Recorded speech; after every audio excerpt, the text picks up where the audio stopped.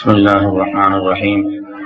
கண்ணியமிக்க முஃமினீன்களே, புனிதமான ஜும்ஆவுடைய நாளில் நாம் செய்ய வேண்டிய சுன்னத்தான நடைமுறைகளிலே அன்றைய நாளில் குளித்துக் கொள்வது, இருக்கின்ற ஆடைகளில் நல்ல ஆடைகளை அணிவது, நறுமணம் பூசுவது, கண்மணி ரசூலுல்லாஹி ஸல்லல்லாஹு அலைஹி வஸல்லம் அவர்கள் மீது அதிகம் ஸலவாத் ஓதுவது, ரப்பிடத்தில் அதிகமாக துஆ செய்வது என்று பல்வேறு வகையான நடைமுறைகளை நமக்கு சொல்லி தந்திருக்கக்கூடிய மார்க்கம் அன்றைய தினத்தில் ஜும்ஆவுடைய நாளில் செய்ய வேண்டிய காரியங்களில் ஒன்றாக சூரத்துல் கஹ்ஃபை ஓதுங்கள் என்று கண்மணி நாயகம் ஸல்லல்லாஹு அலைஹி வஸல்லம் சொன்னார்.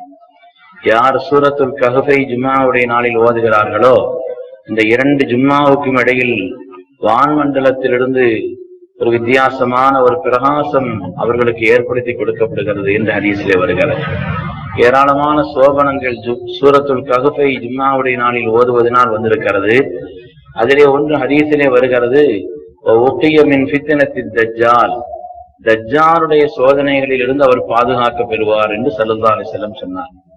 உலகத்துல ஃபித்னாக்களில் எல்லாம் மிகப்பெரிய ஃபித்னா, சோதனைகளில் எல்லாம் ஆகப்பெரிய ஈமானுக்கான சோதனை தஜ்ஜாலுடைய சோதனை தான். அந்த தஜ்ஜாலுடைய சோதனையே வந்தாலும் கூட அதிலிருந்து பாதுகாக்க பெறுவார். ஸல்லல்லாஹு அலைஹி வஸல்லம் ஹதீஸ்ல சொன்னாங்க, ஃபமன் அதரகஹு, தஜ்ஜாலையே நீங்கள் பெற்றுக்கொண்டாலும் கூட ஃபல்யக்ரா ஃபவாத்திஹ சூரத்துல் கஹ்ஃப், சூரத்துல் கஹ்ஃபினுடைய ஆரம்பத்தை நீங்கள் ஓதுங்கள் என்று சொன்னார். அது ஓதுனா தஜ்ஜாலுடைய ஃபித்னா கூட ஒண்ணும் செய்யாது. அது என்ன தஜ்ஜாலுடைய ஃபித்னான்னா என்ன? தஜ்ஜால் என்பவன் பொய்யன், உண்மையை பொய்யாகவும் பொய்யை உண்மையாகவும் மக்களிடத்தில் மாற்றி காட்டக்கூடியவன் தான் தஜ்ஜால். எனவே உலகத்துல எது எப்படிப்பட்ட நிலையில் இருந்தாலும், நம்முடைய அறிவு ரீதியான வாதங்களை சொன்னாலும் சரி, நம்முடைய நண்பர்கள் ஒரு விஷயத்தை சொன்னாலும் சரி, நமக்கு சரின்னு பட்டாலும் சரி, அப்படிப்பட்ட நிலைகள் எல்லாம் அல்ல. அல்லாஹ் நம்மை என்றும் ஃபித்னாவில் இருந்தும் பொய்யை பொய் என்று விளங்குவது, உண்மையை உண்மை என்று விளங்குவது, அந்த பாக்கியத்தை அல்லாஹ் நமக்கு எப்பொழுதுமே தருவான். சூரத்துல் கஹ்ஃபை ஓதினார். சூரத்துல் கஹ்ஃபை கொஞ்சம் யோசித்து பார்த்தால் அதுக்குள்ள என்ன இருக்குது? பல்வேறு வரலாறுகளை அல்லாஹ் சொல்கிறான். முதலாவது வரலாறு என்னன்னு சொன்னா, 300 வருஷங்கள் தூங்கினார்கள் குகைவாசிகள். குர்ஆனுடைய வரலாறு. 300 வருஷம் ஒரு ஆள் தூங்க முடியுமா? படுத்தா ராத்திரி கொஞ்சம் முந்திய படுத்தா சீக்கிரம் எழுந்திரிச்சிடறோம். அப்புறம் எழுந்திரிச்சா கூட என்ன செய்யும்? திருப்பி உருண்டுட்டு படுத்துட்டு இருந்தாலும் கூட தூக்கம் வராது.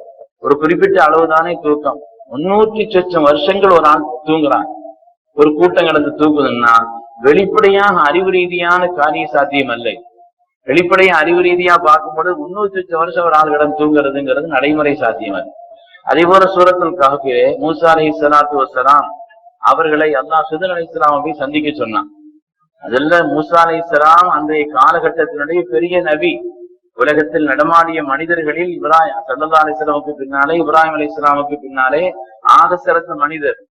அப்படிப்பட்ட மூசா அலைஹிஸ்ஸலாம ஒரு இறைநேசரான ஸித்ர் அலைஹிஸ்ஸலாமை போய் சந்திக்க சொன்னான். வெளிப்படையா பார்க்கும் பொழுது இது ஒரு உயர்ந்த நிலையில உள்ளவங்க கீழ்நிலையில் உள்ளவங்களை போய் சந்திக்கிற மாதிரி தெரியுது. சரி, சந்திச்சா நான் எப்படி சந்திக்கிறது, எங்க போய் கண்டுபிடிக்கிறதுன்னு கேட்டாங்க மூசா அலைஹிஸ்ஸலாம். குர்ஆனுடைய வரலாறு. அல்லாஹ் சொன்னா, நீங்க ஒரு சாப்பிடுறதுக்கு உண்டான ஒரு மீன் எடுத்துட்டு போங்க. ஒரு குறிப்பிட்ட இடம் வரும், அந்த இடத்துல அந்த மீன் பாஞ்சிரும். அது உயிரோட மீன் எடுத்துட்டு போறது கிட்டத்தட்ட அது சொல்லப்பட்டா கருவாடுன்னு அர்த்தம். கருவாட்டை எடுத்து கொண்டு போறாங்க, மற்ற பொருள்களோட சேர்த்து அதை சாப்பிடுறாங்க. குறிப்பிட்ட இடம் வரும் பொழுது அது மீனாக உள்ளே பாய்ந்து விட்டு. கருவாடு மீனாகுமாங்க? உலகத்துல பழமொழியிலேயே கருவாடு மீனாகாது, கறந்தமால் மடிபுகாதுன்னு சொல்லுவாங்க. அது மாதிரி கருவாடு மீனாச்சு குர்ஆன்ல. இது வெளிப்படையா அறிவு ரீதியா சாத்தியமா? இது கருவாடு மீனாகுமா? மீன் ஆனது மாத்திரமல்ல, அல்லாஹ் குர்ஆன்ல சொல்றான், வத்தகத சபீலஹு ஃபில் பஹரி சரபா வத்தகத சபீலஹு ஃபில் பஹரி அஜபா. கடல்ல ஒரு பெரிய பாதை சுரங்கம் போகுது. அந்த மீனும் சும்மா போகல, மூசா அலைஹிஸ்ஸலாமுக்கு வழிகாட்டுது. ஒரு பாதை பிறகு அந்த பாதையை பிளந்து அந்த பாதையில மூசா அலைஹிஸ்ஸலாம் போனா அங்க ஒரு பெரிய ராஜாங்கமே இருக்குது கடலுக்குள்ள. வெளிப்படையா பார்த்தா என்ன நிலை? உள்ள போனா கடலுக்குள்ள ஒரு பெரிய இடம், அங்க அதற்கு ஸித்ர் அலைஹிஸ்ஸலாம் இருக்கிறாங்கன்னு சொல்லி குர்ஆனுடைய அந்த கருத்துல இருந்து விளங்கு. அது மாதிரி அதற்கு ஸித்ர் அலைஹிஸ்ஸலாமை சந்திச்சாங்களா, அவங்க என்ன பாடம் சொல்லி கொடுத்தாங்க?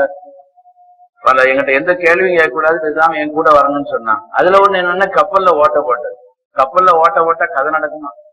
அங்க இருக்கிற ஒரு பாதுகாப்பு சாதனமே கப்பல் தான். இந்த கப்பல்ல ஓட்ட போட்டாங்கன்னு குர்ஆன்ல வருது.